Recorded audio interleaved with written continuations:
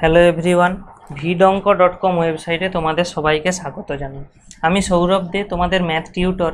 এখানে অনুপাত চ্যাপ্টারের একটি প্রশ্ন নিয়ে আলোচনা করছি।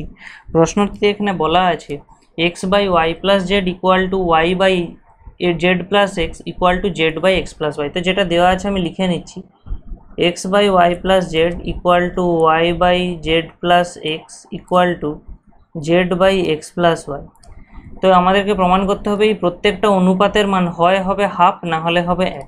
তো আমরা অনুপাতের যে সংযোজক নিয়ম আছে সেটা লাগালে আমরা দেখতে পাচ্ছি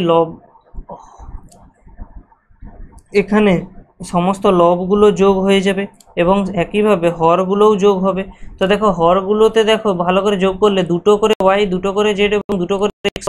তো আমরা কি পাবো? হর এখান থেকে পাবো X plus Y plus Z.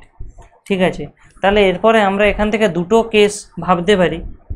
এক নম্বর কেস, যদি X plus Y plus Z শূন্য না হয় তাহলে কি হবে? দেখো, যদি এখানে X plus Y plus Z শূন্য না হয় তাহলে নিশ্চয়ই আমরা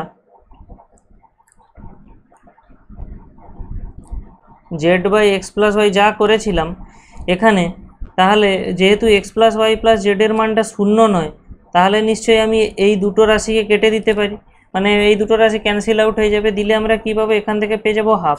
তো আমরা কি দেখতে পাচ্ছি? এখানে প্রত্যেকটা যে অনুপাত আমাদের প্রশ্নে দেওয়া ছিল তাদের মান হয়ে গেল হাফ।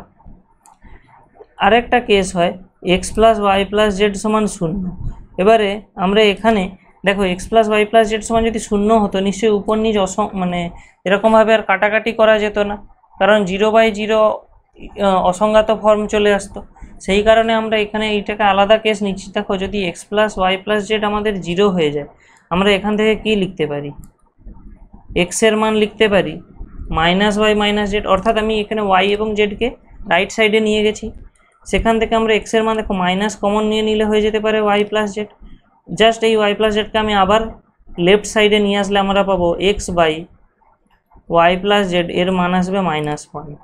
আবার দেখো X plus Y plus Z এটা 0, এখান থেকে আমরা ওয়াই এর মান বের করতে পারি মাইনাস জেড মাইনাস এক্স, অর্থাৎ কি minus of Z plus X এটা লিখতে পারি। তাহলে আমরা কি পেয়ে যাবো না Y by Z plus X, এর মান আবার একইভাবে আসবে -1। X plus Y plus Z সমান 0, এখান থেকে আমরা জেডের মান লিখতে পারি মাইনাস এক্স মাইনাস ওয়াই, অর্থাৎ minus of X plus Y. তাহলে আমরা এখান থেকে Z by x plus Y এর মান পেয়ে যাবো -1। তাহলে আমরা কি দেখতে পাচ্ছি এখানে? এই তিনটে রেশিও নিলে দেখবে x by Y plus Z সমান y by Z plus x সমান z by x plus Y, এর মান আসছে -1।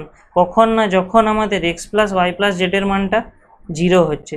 তাহলে আমরা কেস 1 থেকে পেলাম প্রত্যেকটা অনুপাতের মান হাফ, এবং কেস 2 থেকে পেলাম প্রত্যেকটা অনুপাতের মান -1।